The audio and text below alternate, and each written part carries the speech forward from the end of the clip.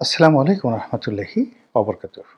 সম্মানিত দর্শক, বীর মুক্তিযোদ্ধা অ্যাডভোকেট ফজলুর রহমান সাহেবকে নিয়ে আবার বাংলাদেশে আলোচনা সমালোচনার ঝড় চলছে। সাম্প্রতিক সময় তার বাসার সামনে বেশ কয়েকটি ককটেল ফুটেছে এবং তিনি সেই ককটেল ফোটার পর একটু ভয় না পেয়ে উল্টো যে সকল কথাবার্তা বলছেন, তা রীতিমতো তাদের জন্য, অর্থাৎ যারা তাকে ভয় দেখাতে চেয়েছেন, তার বাসায় ককটেল ফুটিয়েছেন, তাদের জন্য রীতিমতো চপেটাঘাত। গালে থাপ্পড় দেওয়ার চাইতেও যদি কেউ মনে করেন যে না, গালে থাপ্পড় দিলে আমরা আসলে বেশি অপমান বোধ করি না, আমাদেরকে মোটামুটি ঝাড়ু পেটা না করলে, জুতো পেটা না করলে, মাথায় কামে ঘোল ঢেলে না দিলে আমরা অপমান বোধ করি না। তো এরকম যারা এই চপেটাঘাত বা তার চেয়েও খারাপ কিছু দ্বারা অপমান বোধ করেন, তাদের সকলের জন্য যারা এই উনার বাসায় ককটেল নিক্ষেপ করেছেন, জনাব ফজলুর রহমান রীতিমতো যে সকল কথাবার্তা বলছেন, এটা অত্যন্ত অবমাননাকর, কষ্টকর, বেদনাদায়ক। এবং যেভাবে তিনি ভয় না পেয়ে তুচ্ছ এবং তাচ্ছিল্য করছেন, জীবনকে তিনি হেলা ফেলা করছেন। এ পৃথিবীর অন্য সব মানুষের মতো তিনি পোলাও কোরমা খেতে চাচ্ছেন না, বেঁচে থাকতে চাচ্ছেন না। তারপর তিনি আপেল কমলা খেতে চাচ্ছেন না, মন্ত্রী এপে হতে চাচ্ছেন না। এই এক অদ্ভুত মানুষ।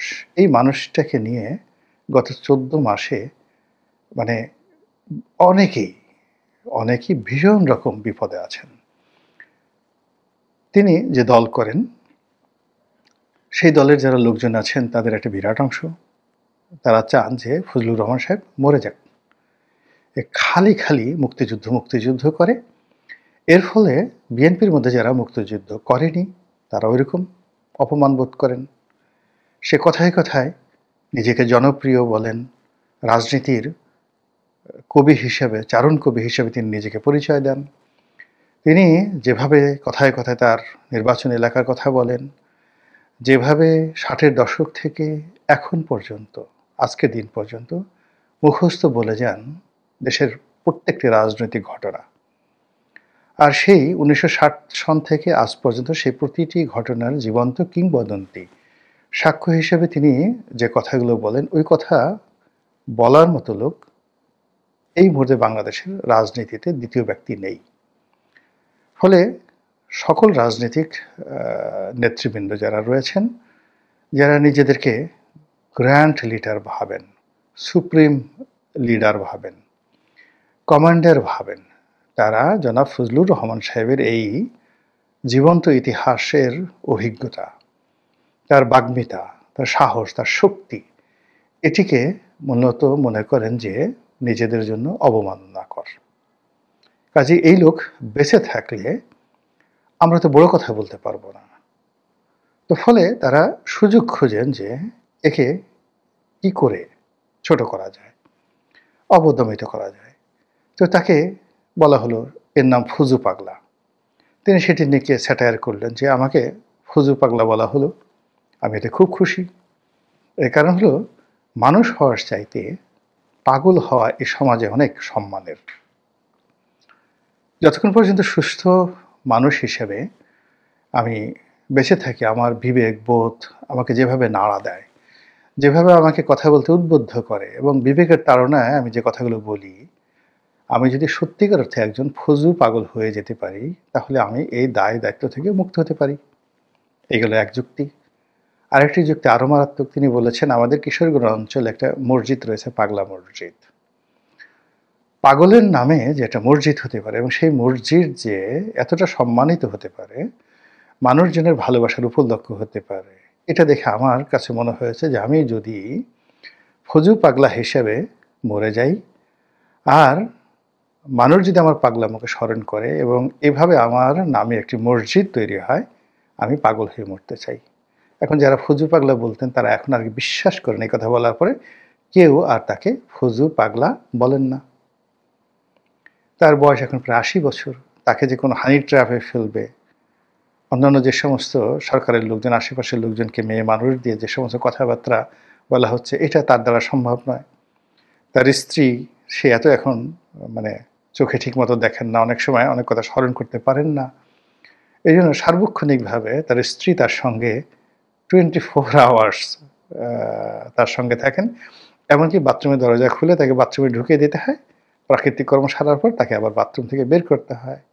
খাওয়ার পর তার মুখ মুছিয়ে দিতে হয়। এখন এইরকম একজন বয়োবৃদ্ধ মানুষ, সে মানুষ জামাতের জন্য যন্ত্রণার বিষয় হয়ে গেছে।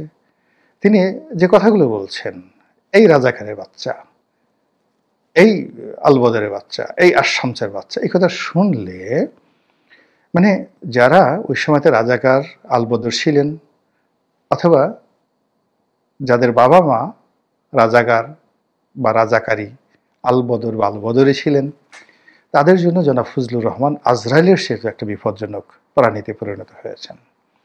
অথবা যারা যে কোনোভাবে পাকিস্তান আর্মির সঙ্গে অ্যালার্ট ছিলেন, অথবা এখন যারা পাকিস্তানকে নিজেদের জিন্দেগি, নিজেদের বন্দেগি, নিজেদের ওয়াতান, ওয়াতান অর্থ দেশ, তারা মনে করেন যে এই জিনিসগুলো মানে তাদের জন্য ভালো।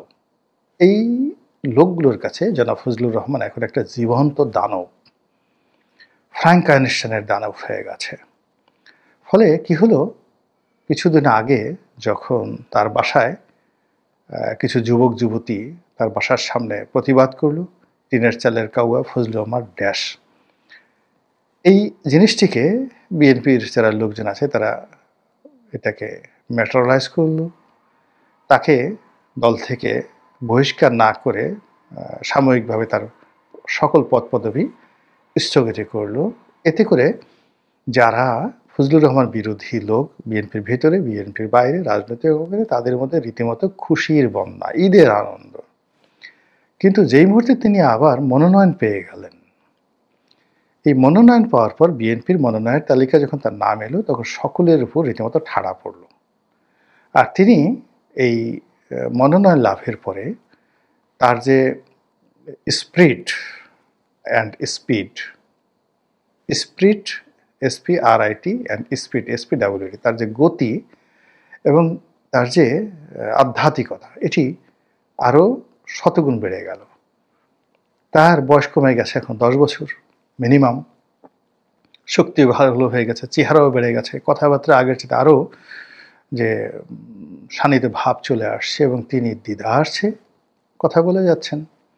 এবং সেই কথা বলতে গিয়ে তিনি এই ট্রাইব্যুনাল নিয়ে, মানে ICT ট্রাইব্যুনাল নিয়ে একটি কথা বলেছেন।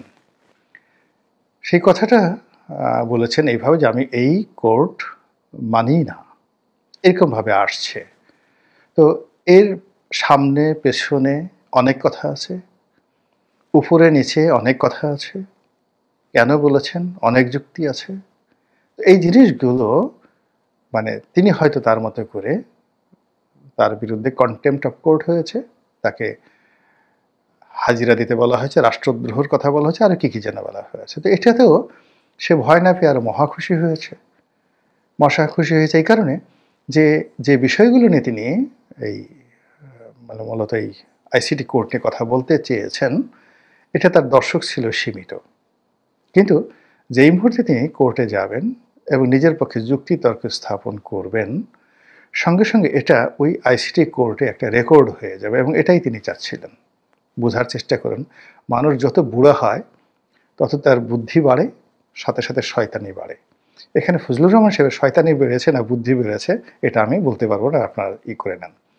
এটাকে তিনি রেকর্ড করতে চাচ্ছেন। 2 নম্বর হলো এই যে আমাদের যে সামাজিক মাধ্যমে যারা এরকম ফজলুর রহমান সাহেবকে নিয়ে সামনে এগোতে চান অথবা তার বিরুদ্ধে করতে চান, তারা একটা মৌকা পেয়ে গেছেন। পক্ষে বিপক্ষে এটা নিয়ে যত কথায় বার্তাই হচ্ছে, আলটিমেটলি এটা পুরো যে বিচার ব্যবস্থা, সেই বিচার ব্যবস্থাকে প্রশ্নবিদ্ধ করছে, এবং এতে ফজলুর রহমানের যে আগের যে ইমেজ, তার সাথে আরও বেড়ে গেছে।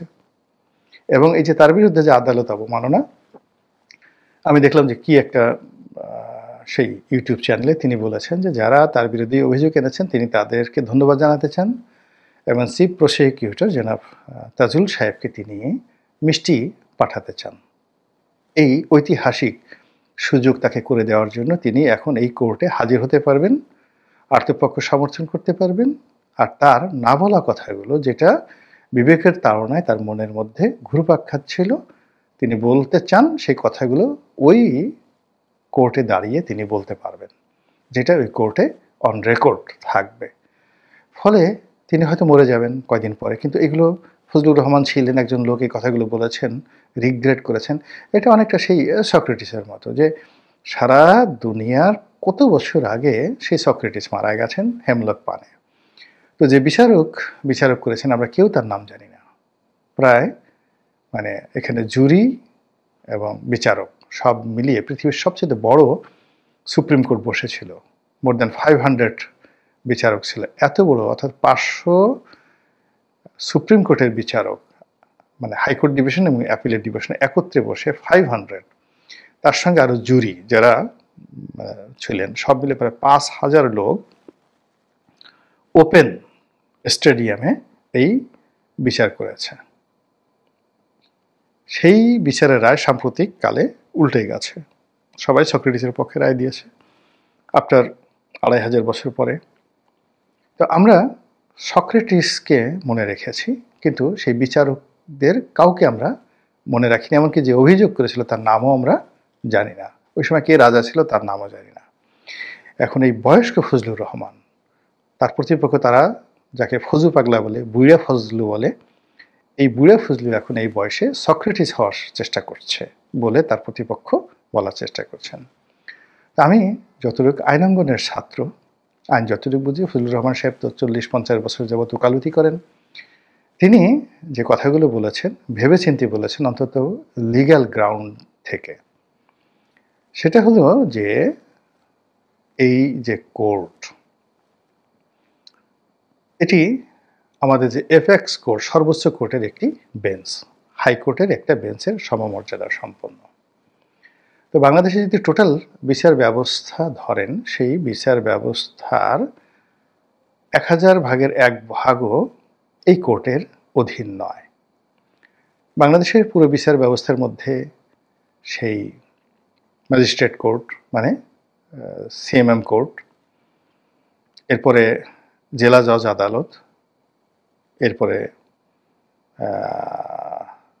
সিজিএম, জেলার যে জুডিশিয়াল ম্যাজিস্ট্রেট কোর্ট, এবং আরও অনেকগুলো যে স্পেশাল ট্রাইব্যুনাল আছে, তার সঙ্গে সঙ্গে হাইকোর্ট এবং অ্যাপিলেট ডিভিশন। সব জায়গাতে যে বার এবং বেঞ্চ রয়েছে, বিচারক এবং উকিল যারা রয়েছেন, কত লাখ লোকের সঙ্গে জড়িত।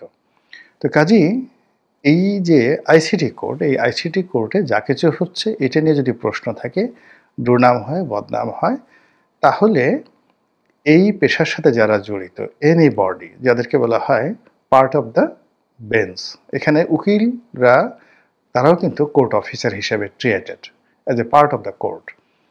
এখন দেশে বিদেশে যদি বদনাম হয় এই বিচার অঙ্গনের, অর্থাৎ আইসিটি কোর্টের যে কোনো একটা বিষয় নিয়ে, তার দায় আগামী দিনে এই অঙ্গনের পেশকার, উকিল, মৌরি, বিচারক কেউ এই দায় এড়াতে পারবেন না। এখানে সবাই পক্ষ। তো কাজেই এই যে বিচারটা চলছে, সেই বিচারে জনাব Fazlur Rahman he is also a part. আসামি না হয়েও তিনি পার্ট, বাদী না হয়েও তিনি পার্ট, কোর্টের প্রসিকিউটর না হয়েও তিনি এই কোর্টের অংশ। এর কারণ হলো তিনি সারা বাংলাদেশের যে কজন সিনিয়র লয়ার আছেন, তিনি one of the most top senior lawyer. কাজেই এই কোর্টের, অর্থাৎ এই আদালতের গঠন প্রক্রিয়া,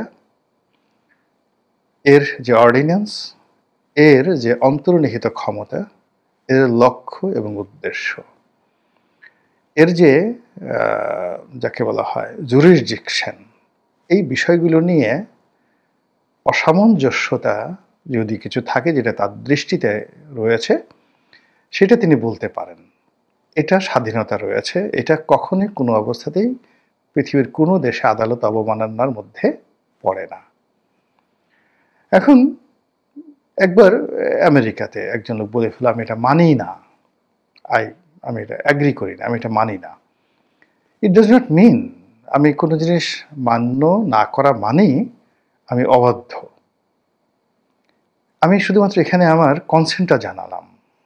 তো এই যে বিষয়গুলো তিনি হয়তো তার মতো করে আরও সুন্দর করে আরও যুক্তি নিয়ে এই কোর্টে উপস্থাপন করবেন এবং এই সুযোগগুলো তিনি চেষ্টা করছেন। তো এটা হলো আমার কাছে ব্যক্তিগতভাবে মনে হচ্ছে জনাব ফজলুর রহমান সাহেবের সেই অন্তর্নিহিত লক্ষ্য এবং উদ্দেশ্য। তো সেই উদ্দেশ্য সাধনে যারা বাধা দিতে চান তারা অনেকে হয়তো তার ফাঁসি চাইবেন। আমিও মনে করি যে এরকম লোকজন এদের ফাঁসি ঠাসি হয়ে যাওয়াই ভালো। যেখানে হাওয়া में উড়তা হ্যায়, সবকিছু বাতাসে উড়ছে, যেখানে সবাই স্রোতের অনুকূলে চলছে, আমরা সবাই জয়গান গাচ্ছি একই সুরে, সবাই এখন জয় বাংলার বিরুদ্ধে, সবাই জাতিসংঘের বিরুদ্ধে। রবীন্দ্রনাথকে আমরা চিনি না, এই লোকটার বাজে লোক, দাঁড়িয়ে রাখছে, খালি মানুষকে প্রেম শিখায়, পরকীয়া শিখায়। এরকম একটা কবি, তার গান কেন আমরা জাতীয় সঙ্গীত রাখবো? এই জিনিসগুলো যখন আমাদের